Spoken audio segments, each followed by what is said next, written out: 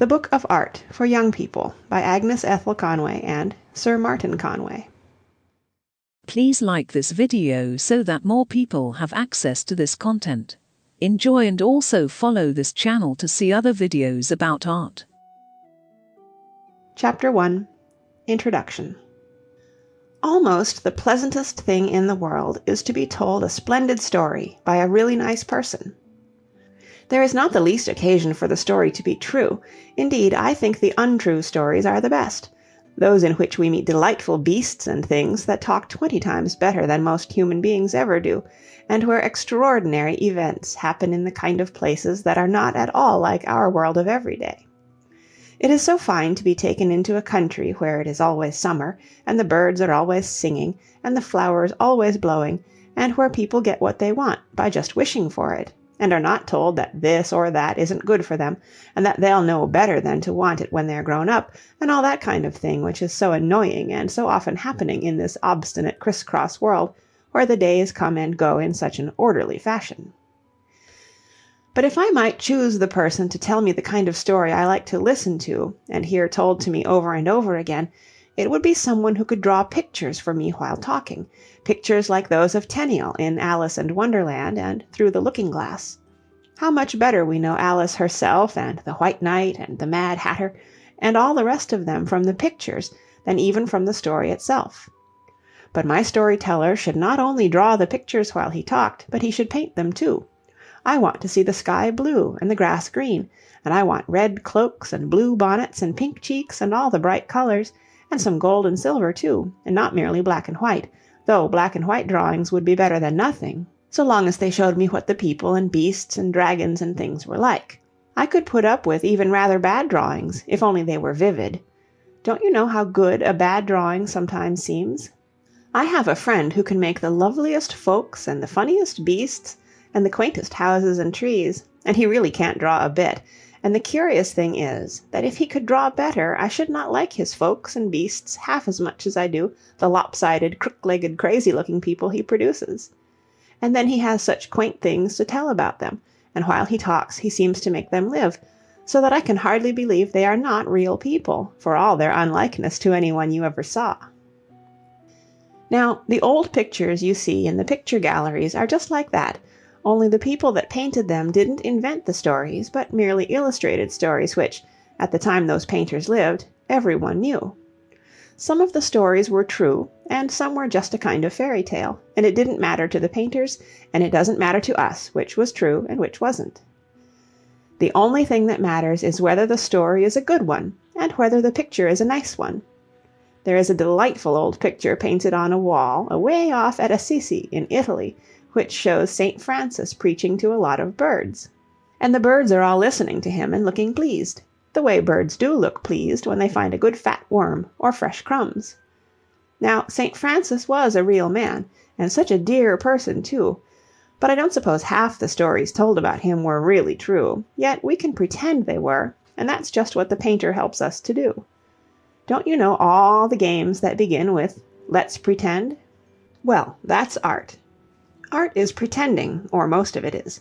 Pictures take us into a world of make-believe, a world of imagination, where everything is or should be in the right place and in the right light and of the right color, where all the people are nicely dressed to match one another and are not standing in one another's way and not interrupting one another or forgetting to help play the game. That's the difference between pictures and photographs. A photograph is almost always wrong somewhere. Something is out of place, or something is there which ought to be away, or the light is wrong, or if it's colored, the colors are just not in keeping with one another. If it's a landscape, the trees are where we don't want them. They hide what we want to see, or they don't hide the very thing we want hidden. Then the clouds are in the wrong place, and a wind ruffles the water just where we want to see something reflected. That's the way things actually happen in the real world. But in the world of Let's Pretend, in the world of art, they don't happen so. There everything happens right, and everybody does, not so much what they should, that might sometimes be dull, but exactly what we want them to do, which is so very much better. That is the world of your art and my art. Unfortunately, all the pictures in the galleries weren't painted just for you and me, but you'll find, if you look for them, plenty that were, and the rest don't matter. Those were painted, no doubt, for someone else. But if you could find the someone else for whom they were painted, the someone else whose world of Let's Pretend was just these pictures that don't belong to your world, and if they could tell you about their world of Let's Pretend, 10 to 1 you'd find it just as good a world as your own, and you'd soon learn to pretend that way too. Well, the purpose of this book is to take you into a number of worlds of Let's Pretend, most of which I dare say will be new to you, and perhaps you will find some of them quite delightful places. I'm sure you can't help liking St. Jerome's cell when you come to it. It's not a bit like any room we can find anywhere in the world today, but wouldn't it be joyful if we could? What a good time we could have there with the tame lion, not a bit like any lion in the zoo, but none the worse for that, and the jolly bird, and all St. Jerome's little things. I should like to climb onto his platform and sit in his chair and turn over his books, though I don't believe they'd be interesting to read, but they'd certainly be pretty to look at. If you and I were there, though, we should soon be out away behind, looking round the corner and finding all sorts of odd places that, unfortunately, can't all get into the picture. Only we know they're there, down yonder corridor, and from what the painter shows us we can invent the rest for ourselves. One of the troubles of a painter is that he can't paint every detail of things as they are in nature. A primrose, when you first see it, is just a little yellow spot. When you hold it in your hand, you find it made up of petals round a tiny center with little things in it. If you take a magnifying glass, you can see all its details multiplied. If you put a tiny bit of it under a microscope, 10,000 more little details come out, and so it might go on as long as you went on magnifying. Now, a picture can't be like that. It just has to show you the general look of things as you see them from an ordinary distance. But there comes in another kind of trouble. How do you see things? We don't all see the same things in the same way. Your mother's face looks very different to you from its look to a mere person passing in the street. Your own room has a totally different aspect to you from what it bears to a casual visitor. The things you specially love have a way of standing out and seeming prominent to you, but not, of course, to anyone else. Then there are other differences in the look of the same things to different people which you have perhaps noticed. Some people are more sensitive to colors than others. Some are much more sensitive to brightness and shadow. Some will notice one kind of object in a view, or some detail in a face far more emphatically than others. Girls are quicker to take note of the color of eyes, hair, skin, clothes, and so forth than boys. A woman who merely sees another woman for a moment will be able to describe her and her dress far more accurately than a man. A man will be noticing other things. His picture, if he painted one, would make those other things prominent. So it is with everything that we see. None of us sees more than certain features in what the eye rests upon, and if we are artists, it is only those features that we should paint. We can't possibly paint every detail of everything that comes into the picture. We must make a choice, and of course we choose the features and details that please us best. Now, the purpose of painting anything at all is to paint the beauty of the thing.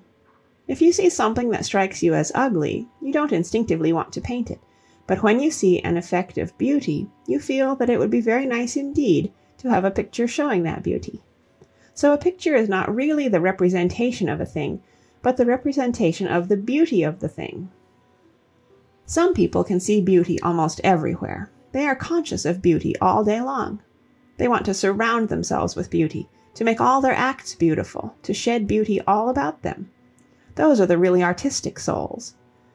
The gift of such perfect instinct for beauty comes by nature to a few. It can be cultivated by almost all.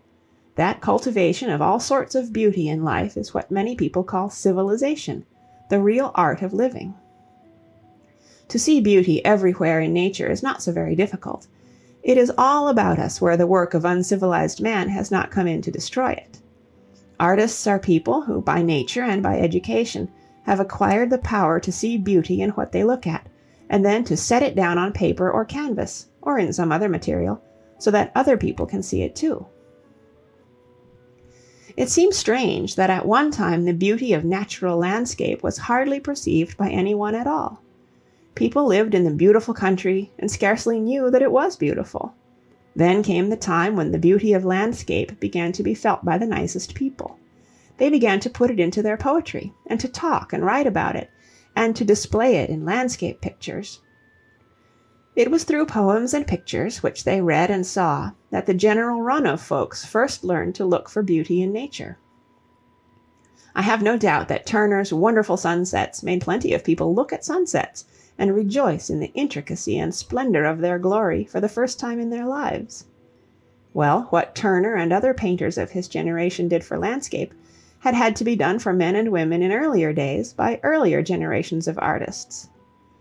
The Greeks were the first, in their sculpture, to show the wonderful beauty of the human form.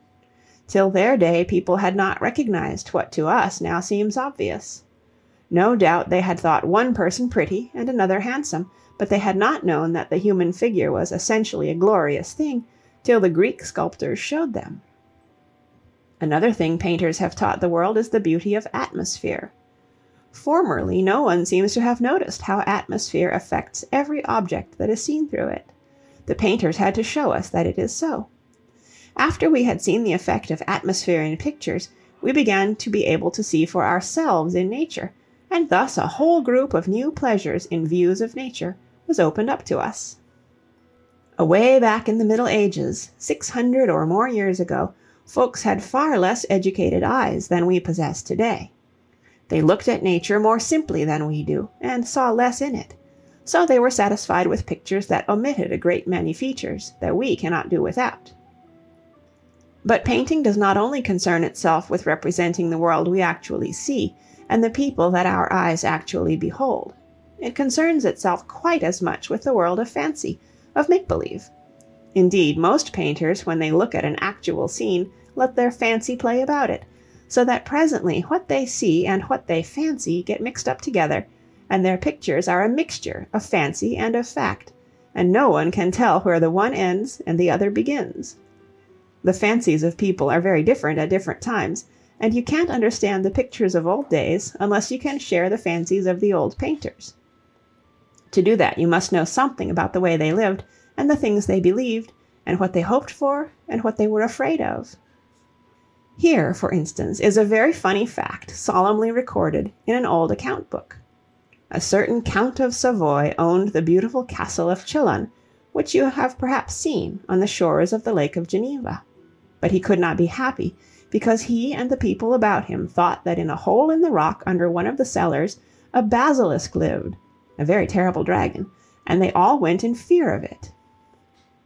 So the Count paid a brave mason a large sum of money, and the payment is solemnly set down in his account book, to break a way into this hole and turn the basilisk out, and I have no doubt that he and his people were greatly pleased when the hole was made and no basilisk was found. Folks who believed in dragons as sincerely as that must have gone in terror in many places where we should go with no particular emotion. A picture of a dragon to them would mean much more than it would to us. So if we are really to understand old pictures, we must begin by understanding the fancies of the artists who painted them and of the people they were painted for. You see how much study that means for anyone who wants to understand all the art of all the world. We shall not pretend to lead you on any such great quest as that, but ask you to look at just a few old pictures that have been found charming by a great many people of several generations, and to try and see whether they do not charm you as well. You must never, of course, pretend to like what you don't like. That is too silly. We can't all like the same things. Still, there are certain pictures that most nice people like. A few of these we have selected to be reproduced in this book for you to look at. And to help you realize who painted them and the kind of people they were painted for, my daughter has written the chapters that follow. I hope you will find them entertaining, and still more that you will like the pictures, and so learn to enjoy the many others that have come down to us from the past, and are among the world's most precious possessions today. We hope you enjoyed this video. Please let us know in the comments what other art contents you would like to see. And don't forget to like this video and follow our channel. Thank you, and until the next video.